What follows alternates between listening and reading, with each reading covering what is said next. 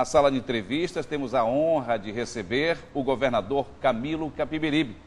Há 76 dias no poder, ele vai falar de vários assuntos aqui no programa Meio-Dia de hoje. Boa tarde, governador, seja bem-vindo. Boa tarde, Haroldo, boa tarde a todos que assistem o programa Meio-Dia do SBT. Bom, a gente sabe que o senhor tem, ultimamente, andado quase que estado ao mesmo tempo em vários lugares. Tem sido uma corrida constante para arrumar, para organizar o Estado da forma que o senhor encontrou não poderia continuar e o senhor automaticamente tem corrido bastante. Como é que tem sido essa vida do governador Camilo Capiberibe? Olha, é um impacto muito grande na vida pessoal, porque a disponibilidade para estar em casa, por exemplo, com os meus filhos, diminuiu drasticamente.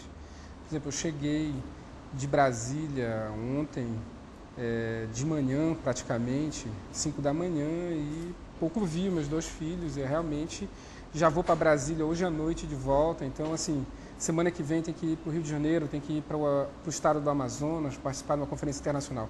Então realmente, do ponto de vista pessoal, o impacto é muito grande.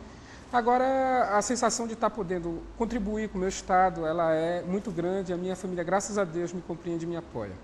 Perfeito. Bom, nós vamos tentar fazer aqui, explorar ao máximo o governador Camilo Capiberibe, até porque são inúmeros assuntos que entrarão em questionamento aqui na entrevista de hoje. Governador, vamos começar falando das finanças do Estado. O senhor encontrou o Estado com um rombo, vamos dizer assim, de mais de R$1 bilhão.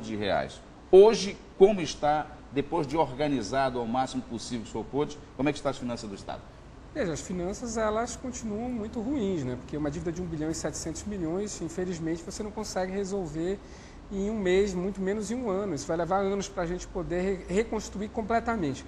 Mas veja, nós definimos um procedimento, instituímos o Comitê de Gerenciamento da Crise, que estabeleceu parâmetros. Por exemplo, agora, nós pretendemos começar a pagar as despesas que foram empenhadas, que estão sendo auditadas, que forem comprovadas, os valores estão corretos, nós queremos começar a pagar, mas nós não vamos poder fazer isso se a Assembleia não apreciar um projeto que nós enviamos ainda em janeiro, que é para ela permitir que o governo amplie sua margem de remanejamento. Porque, por exemplo, tem despesas que nós temos que pagar que não foram empenhadas. Tem despesas que nós já pagamos de salário que não estavam previstas no orçamento. Então, como a Assembleia só deixou 2% de margem de remanejamento, você pegar de uma despesa para pagar a outra, se não houver a votação, a apreciação desse projeto, nós não vamos poder pagar as dívidas, não vamos poder pagar nem tudo que ficou de pessoal, os programas sociais, Renda para Viver Melhor, só tem previsão de pagar 11 mil, mas na verdade são 19 mil, a Mapa Jovem não tem previsão para pagar ninguém, vai começar a criar problema agora a partir do mês de março e abril. Em abril, sem dúvida nenhuma, vai ter problema muito grave se a Assembleia não apreciar, mas tenho certeza que ela vai apreciar nos próximos dias. Bom, já que o senhor tocou uma questão Assembleia, vamos tentar antecipar aqui a agenda de entrevista e colocar. Como é que está, então, esta relação governo e legislativo? Eu considero muito positiva. Na semana passada eu tive uma reunião com um grupo de deputados que hoje dirigem a Assembleia, deputado Moisés, deputado Edinho Duarte, deputado Júnior Favacho. Já tinha tido uma reunião preliminar onde eu coloquei para os deputados, para a Assembleia, como instituição, não para a minha base, mas para a Assembleia, que os dois projetos prioritários é contrato administrativo, tem que votar, e a margem de remanejamento. Então, a Assembleia sabe o que o governo ele precisa para poder continuar tendo a capacidade de governar esse Estado, e aí eu fico esperando que a Assembleia faça parte dela. Eu tenho certeza que a Assembleia vai trabalhar em consonância com a situação que o Estado está vivendo. Ali, por exemplo, os deputados que estavam nas duas chapas que disputaram foram deputados que estiveram comigo no segundo turno, ou desde o primeiro. Então, assim, eu não vejo razão nenhuma para ter problema. É claro que é uma mudança, e a mudança de relacionamento, ela se dá em todos os níveis. Então, existe sempre um momento de readequação à nova realidade que o Amapá vive, porque nós tínhamos uma política que levou o Estado do Amapá para o fundo do poço. E agora nós estamos reconstruindo, inclusive, as bases de relacionamento. Mas, assim, da parte do governo, um interesse total de entendimento, e eu sinto isso também da Assembleia, não vejo problema. Perfeito. Vamos continuar, então, sobre a Assembleia também, até porque o governador Camilo Capiberibe enviou à Assembleia Legislativa projeto pedindo exatamente a autorização para regularizar 2.500 contratos administrativos. Governador, quantos, na verdade, o senhor encontrou quando assumiu o governo do Estado? Veja, ano passado, durante o ano inteiro, tinham quase 7 mil contratos. No final do ano, houve uma ação do Ministério Público e houve uma redução para 5.400. Hoje, nós assumimos o compromisso de garantir da educação e da saúde, apenas. Mas que só os dois juntos dá 2.100 contratos, praticamente. E Se, por exemplo, essa lei não for votada, nós corremos o risco. Porque qual é a situação? No governo anterior, estava na total ilegalidade. Não tinha legalidade. Se fazia os contratos fora da lei. E, assim, por alguma razão, nada aconteceu. Só que nesse governo, nós dissemos que nós vamos fazer diferente. Nós vamos fazer as coisas dentro da lei. Por isso que encaminhamos a Assembleia Legislativa. E, assim, não fixamos um teto máximo de 2.500, por exemplo. Não existe esse teto. Esse teto é político. O governo não quer contratar mais do que 2.500 contratos administrativos. Mas, assim, está na mão da Assembleia.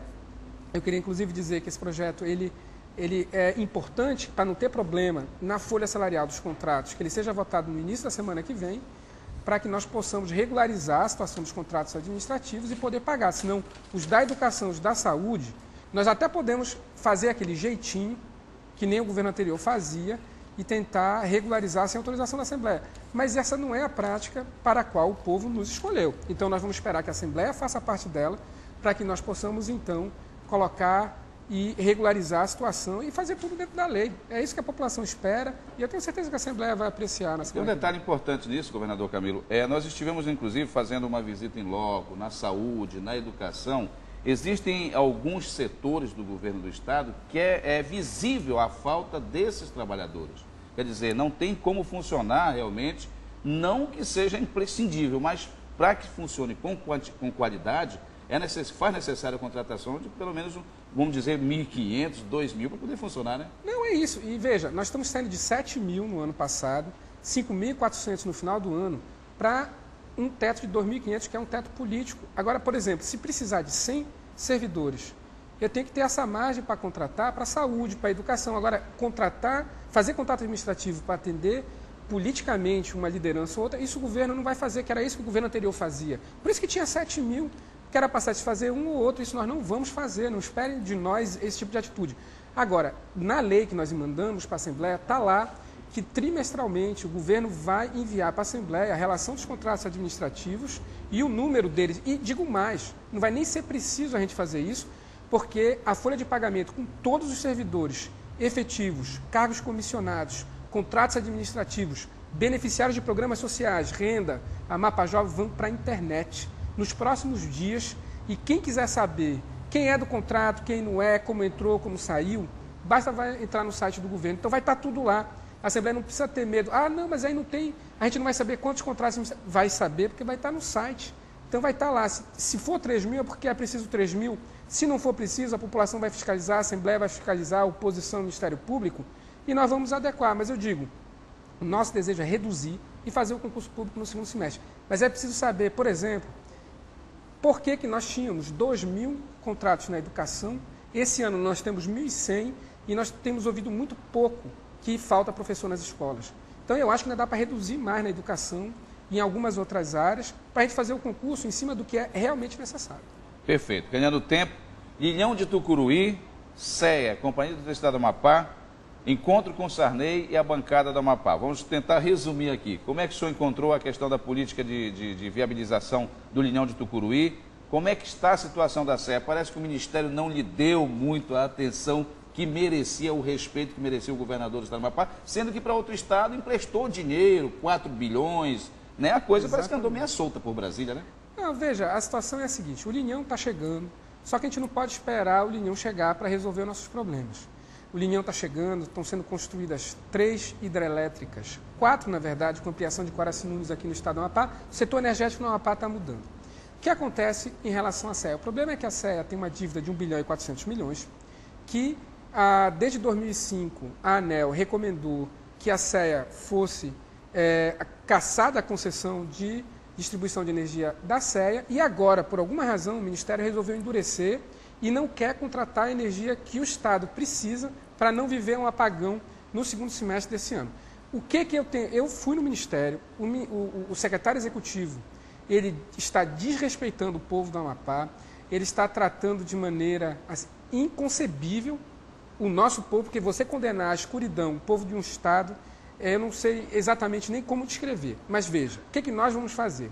A CEA, eu autorizei para que ela faça a contratação direta. Já que o Ministério não quer, nós vamos fazer a contratação direta da energia para que não haja risco de nenhum tipo de apagão. Vai custar mais caro para o povo do Amapá, vai custar um sacrifício, porque eu vou ter que colocar dinheiro do orçamento, mas nós vamos fazer, não vai ter apagão. Mas se não vai ter apagão, não é porque o Ministério está ajudando a Amapá. O Ministério está endurecendo, mas nós vamos, a presidente Dilma Rousseff, pedir o apoio dela para resolver. Eu tenho certeza que a presidente vai compreender que o que é de política local não pode prejudicar a população. Se existe uma diferença entre nós aqui no Amapá, isso tem que ser esquecido. Nós temos que olhar para as questões maiores, que são as do povo. Quanto à minha visita ao senador Sarney, ele me recebeu muito bem, eu pedi o apoio dele. Eu falei, senador Sarney, o Amapá precisa de toda a força que tiver disponível para nos ajudar. Ele se prontificou a nos ajudar e eu estou aguardando que nós possamos avançar. Quanto à bancada federal, nós fizemos a reunião na Secretaria da Representação, eu até no dia convidei o senador Sarney, mas entendo que pelas suas funções ele não pode estar presente, mas esperava que ele mandasse um representante. Quem for